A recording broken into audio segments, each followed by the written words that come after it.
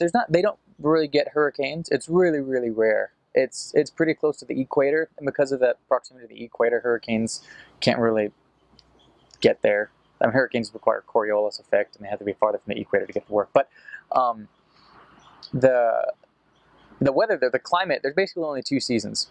They call it winter and summer, but it's rainy season and dry season.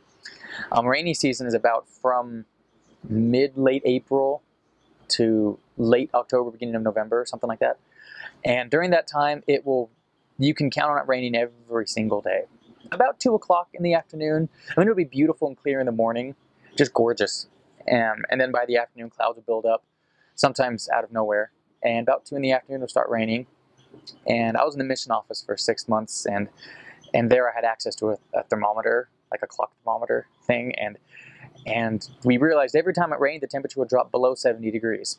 So it isn't hot by any stretch of the imagination.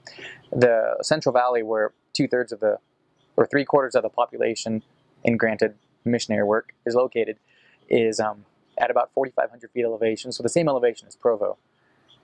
So it doesn't get very hot, really, hot, ever. I mean, like 85 degrees or something, which for us is fine, but when you're used to it down there, you're like, oh my gosh, it's so hot. But it rains about 2 o'clock every afternoon during the rainy season. During the dry season, it will hardly rain at all. And that's for, about 4 months or something.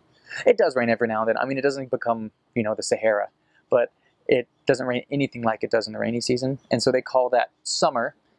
And that happens during our winter here, even though it's still in the northern hemisphere. It was a little confusing.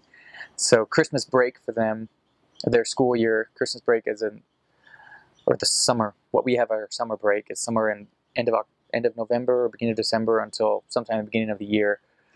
So they have Christmas off, and everybody goes to the beach. It's hot. The leaves, whatever leaves you have that have to change, or the trees that die and stuff, it happens during that time. So lots of leaves fall. Sometimes it can be even dusty.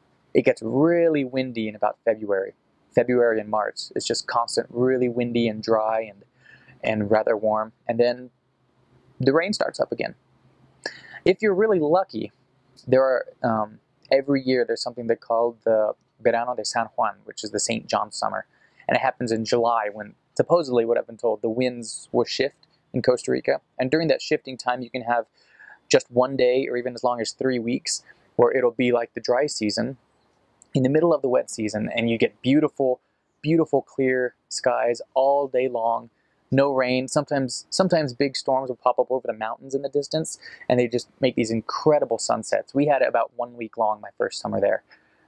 Well, first July there. And it was just gorgeous. Clear. Didn't come home with soggy feet. And the most beautiful sunsets over the Green Mountains you see these big storm clouds up there in pink and gold and stuff. But that's a joy to see if it lasts for longer than a few days there in July. But it's really short, but it's still really wonderful.